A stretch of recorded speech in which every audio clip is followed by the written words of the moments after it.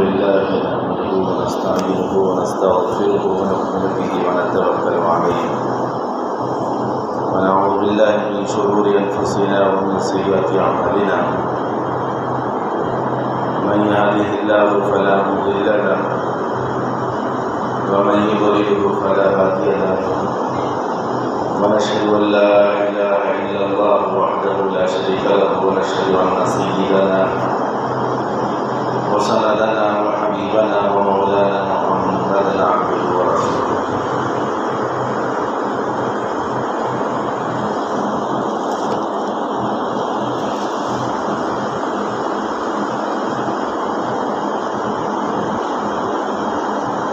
قال الله تبارك وتعالى في القرآن المجيد والفرقان الحميد بسم الله الرحمن الرحيم شهر رمضان الذي أنزل فيه القرآن وقال في موضع آخر يا أيها الذين آمنوا إذا نودي للصلاة من يوم الجمعة فاسعوا إلى ذكر الله وذروا البيع ذلكم خير لكم إن كنتم تعلمون صدق الله العظيم. قال النبي صلى الله عليه وسلم من قام ليلة العيدين محتسبا لم يمت قلبه يوم يموت القلوب. وقال في موضع آخر الصوم لي وأجزي به.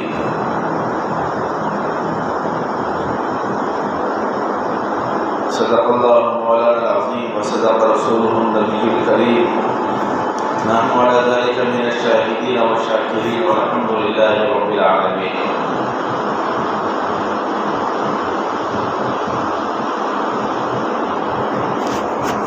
الحمدللہ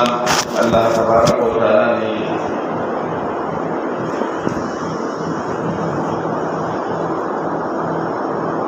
ہماری زندگی میں ماہ رمضان مبارک کا پورا مہینہ عطا فرمایا اور روزے رکھنے کی توفیق عطا فرمائی اور ہم ان ایام میں اللہ تبارک و تعالیٰ کی طرف رجوع ہوتے گئے، تراویح کا اہتمام کیا اور جو بھی اعمال کیے ہیں یہ سب توفیق خداوندی ہے. اللہ تبارک و تعالیٰ کی طرف سے یہ ہم کو ایک انعام ہے کہ اللہ تعالیٰ نے اپنے دربار میں بلایا اور ہم سب کو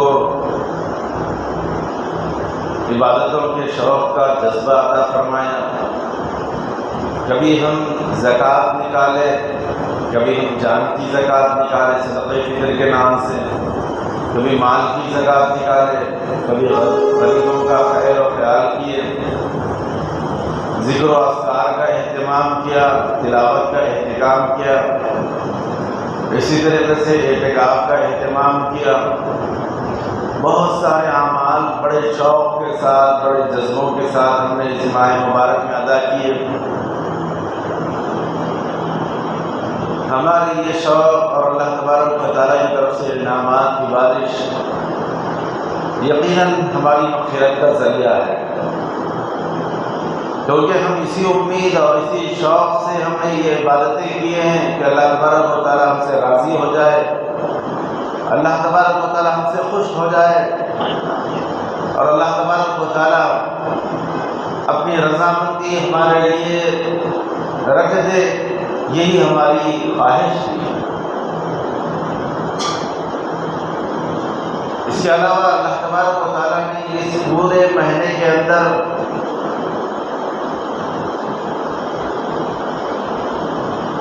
اس گرمی کے اندر، اس دھوپ کے اندر، چلچلاتے ماحول کے اندر ہم نے روزہ رکھا اور اتنا اہتمام کیا کہ کسی کو ہم دیکھے بغیر بھی ہم پانی نہیں پیے، کیونکہ اللہ ہمیں دیکھ رہا تھا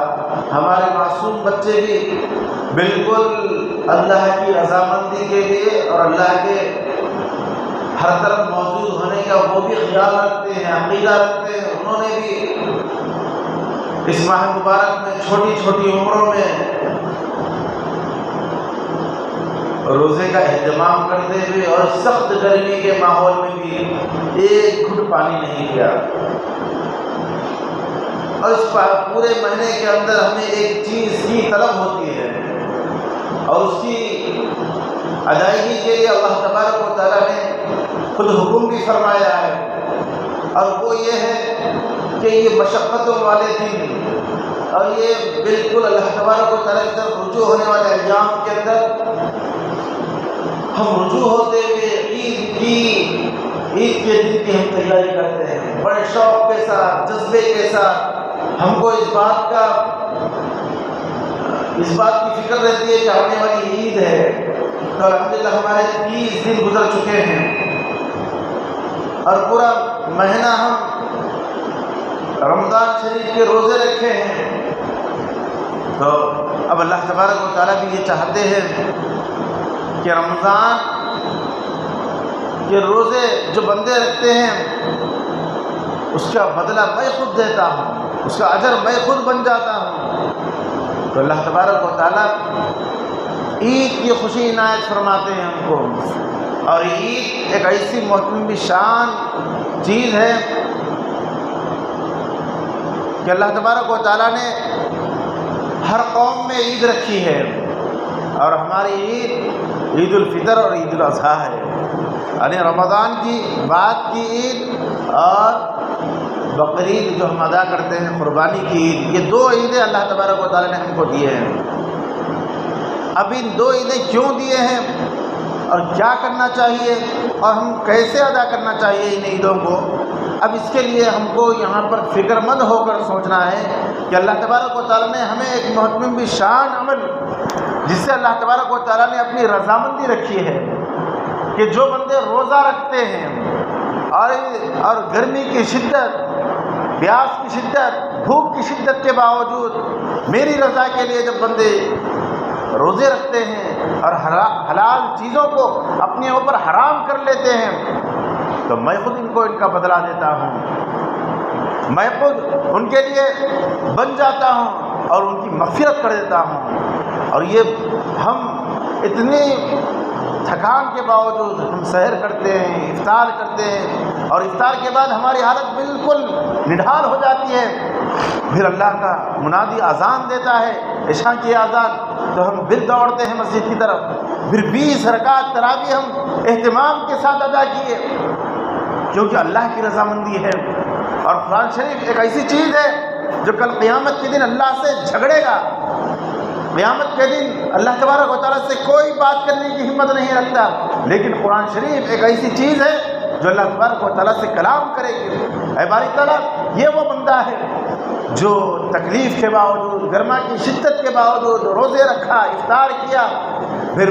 حالت اور طبیعت نڈھال ہونے کے باوجود وہ نماز عشاء ادا کرنے کے بعد تراویح کے اندر مکمل قرآن شریف یہ اس نے سنا ہے، لہذا اس کی مغفرت کرا دی جائے، اس کی مغفرت ہو جائے کل قیامت کے دن. تو یہ اللہ تبارک و تعالیٰ سے التجائیں کرے گا. اللہ تبارک و تعالیٰ اس قرآن شریف کی دعائیں قبول کریں گے، اور قرآن شریف کی یہ التجا قبول کر کر وہ بندہ جو اہتمام کے ساتھ نمازوں کا اہتمام کیا، روزے کا اہتمام کیا، تراویح کا اہتمام کیا، اور قرآن شریف سننے اور یاد کرنے اور پڑھنے کا اہتمام کیا، اللہ تبارک و تعالیٰ قرآن شریف کی اس ندا کو سنیں گے اور ان بندوں کی مغفرت فرما دیں گے. کتنی بڑی دولت ہے.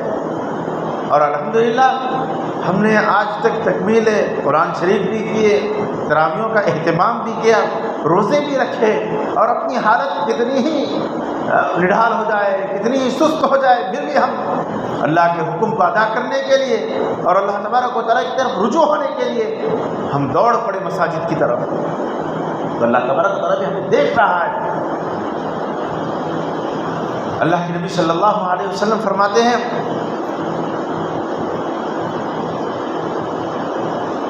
جو بندہ 5 راتوں کے اندر اور خصوصاً عیدین کی راتیں کے اندر جاگ کر عبادت کرے گا احتساب کے ساتھ، اللہ تبارک و تعالیٰ اس بندے کے قلوب کو مردہ نہیں فرمائیں گے جس دن سب کے سب مردہ ہو جائیں گے، سب کے قلوب مر جائیں گے۔ لیکن جو بندہ عیدین کی رات کے اندر جاگ کر احتساب کے ساتھ اپنے آپ کا محاسبہ کرتے ہوئے اللہ تبارک و تعالیٰ کی عبادت کرے گا، اللہ تبارک و تعالیٰ اس بندے کے قلب کو نہیں ماریں گے، اس بندے کو موت نہیں آئے گی جس دن کے تمام ارواح اور تمام جاندار چیزیں مر جائیں گی۔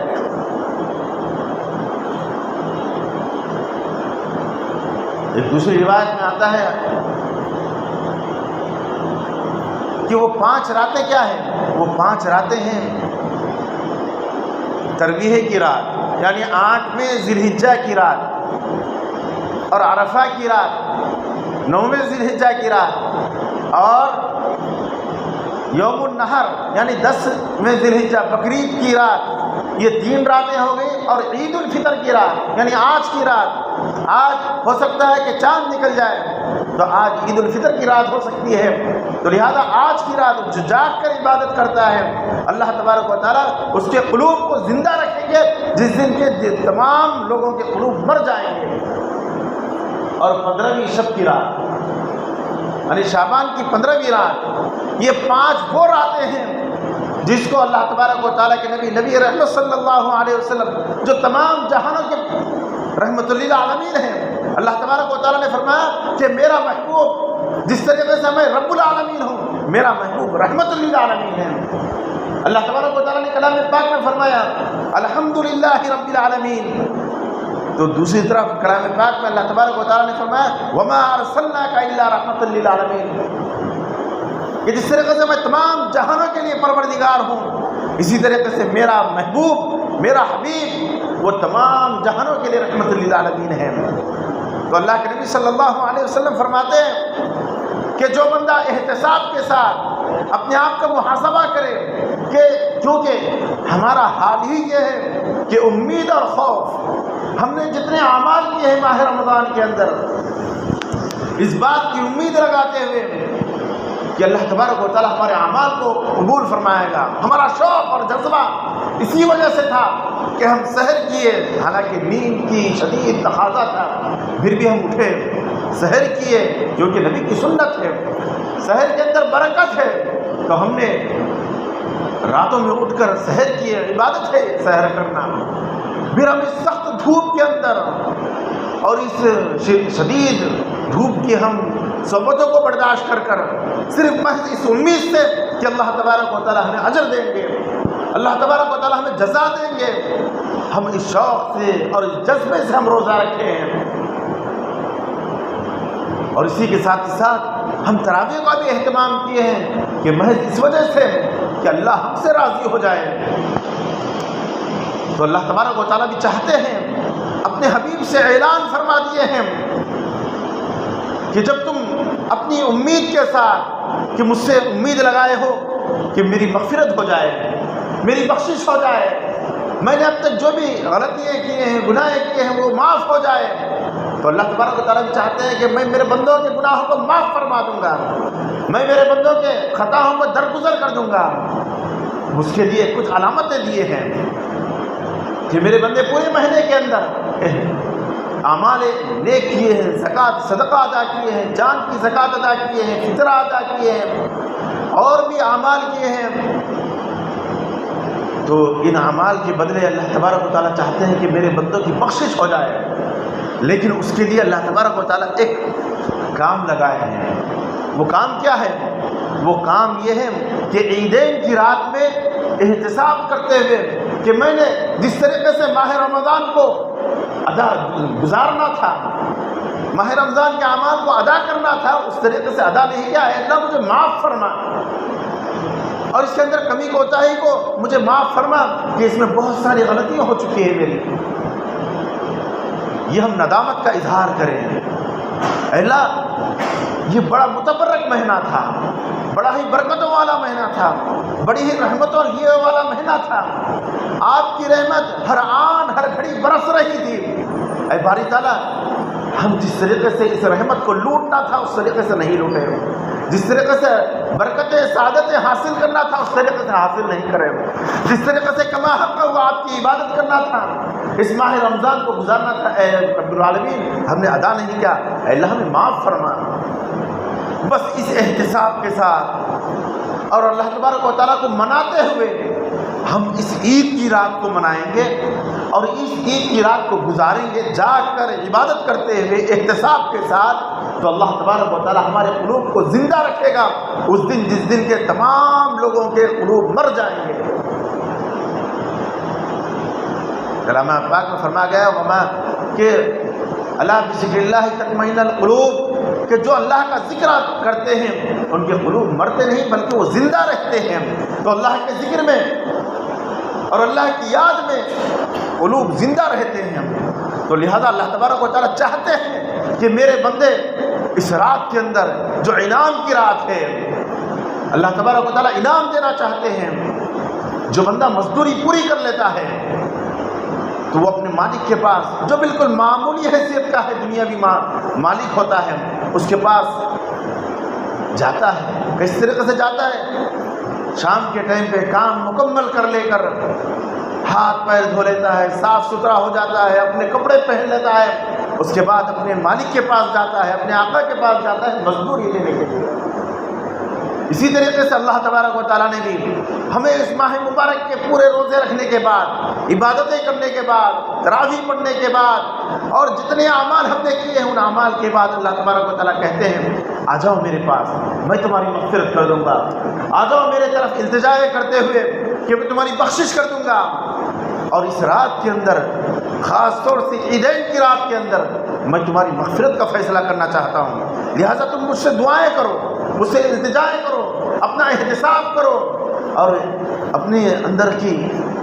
کمی کوتاہی کا تلافی کرو، گناہوں سے توبہ کرو۔ جب بندہ اللہ کی طرف رجوع ہوتا ہے تو اللہ تبارک و تعالیٰ اعلان کر دیتے ہیں کہ میں نے اپنے بندوں کو معاف فرما دیا ہے۔ لیکن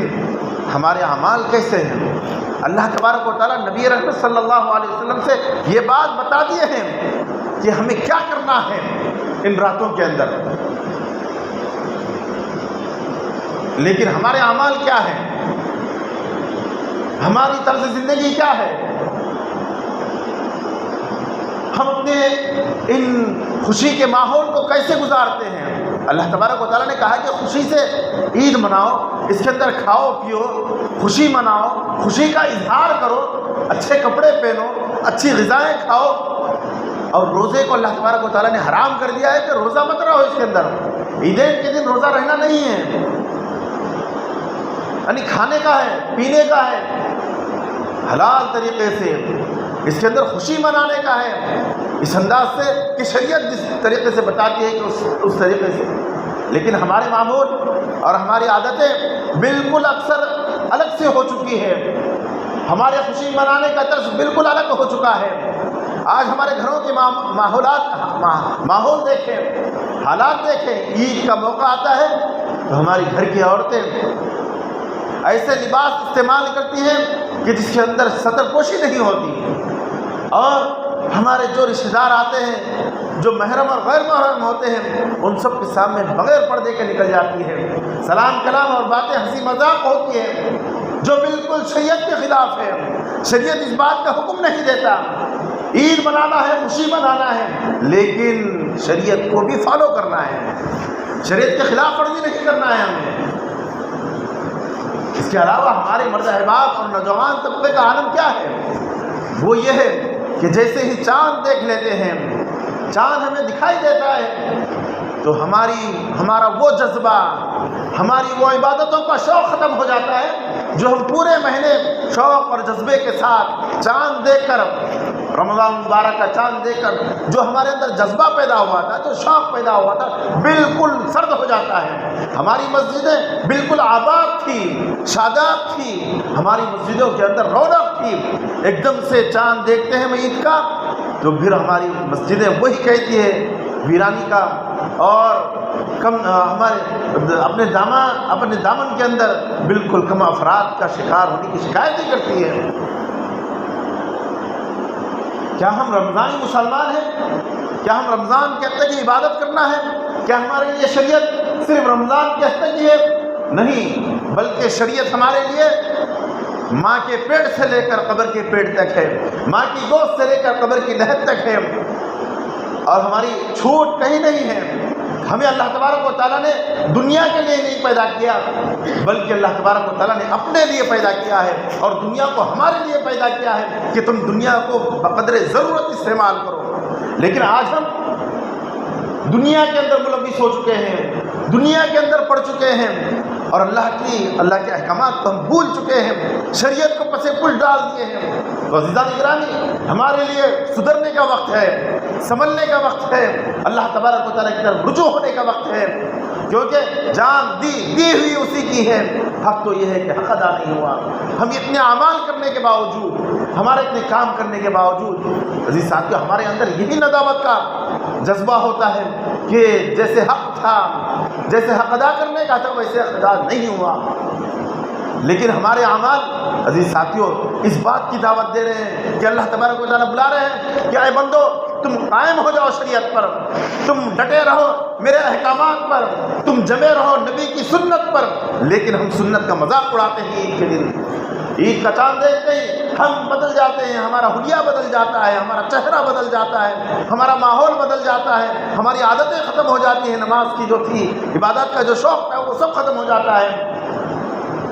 گویا کہ ہم اس بات کی دعوت دیتے ہیں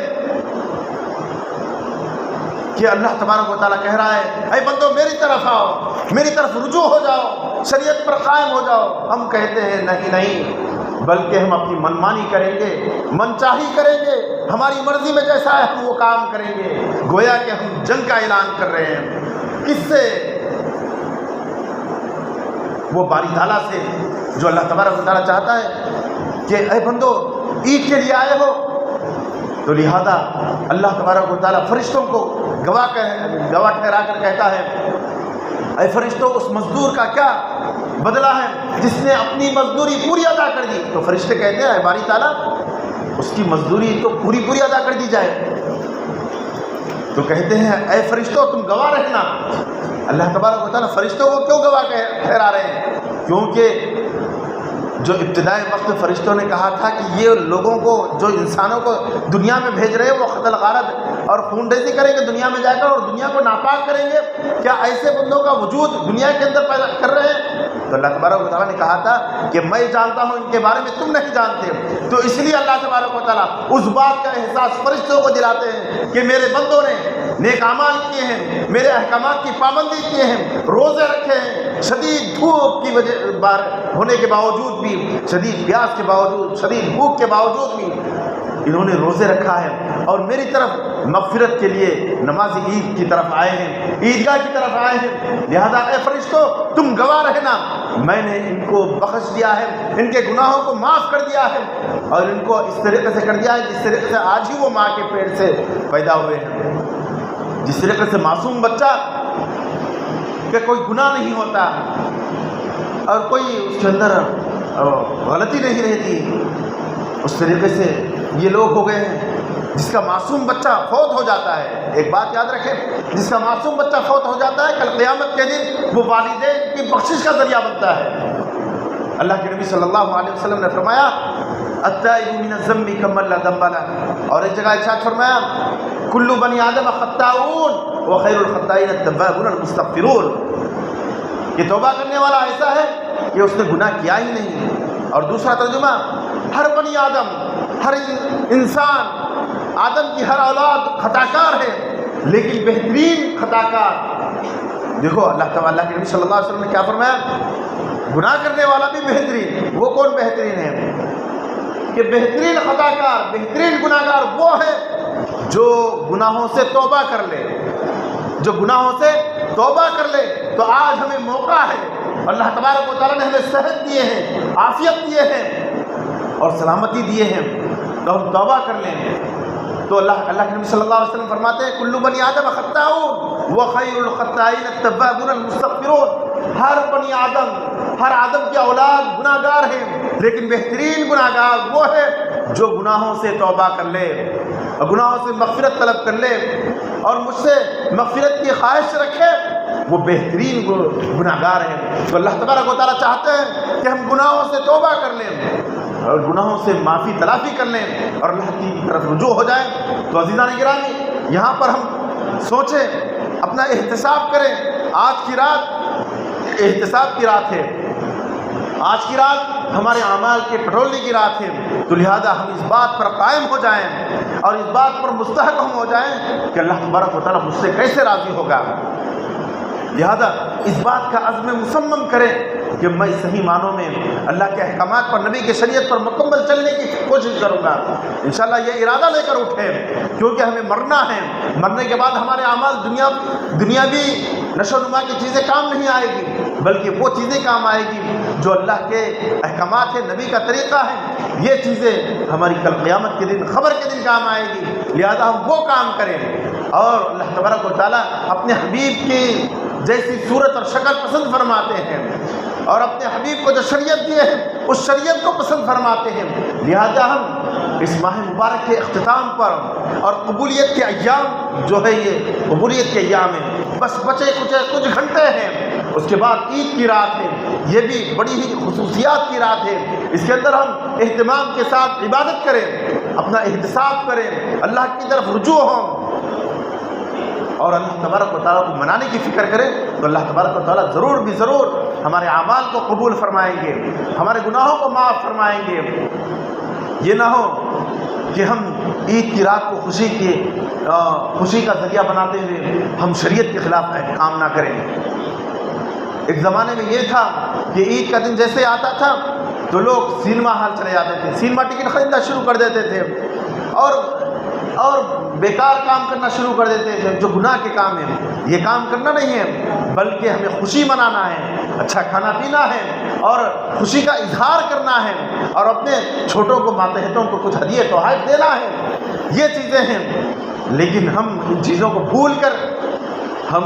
اپنی منچاہی زندگی گزار رہے ہیں۔ تو عزیزان گرامی، یہ اللہ تبارک و تعالیٰ نے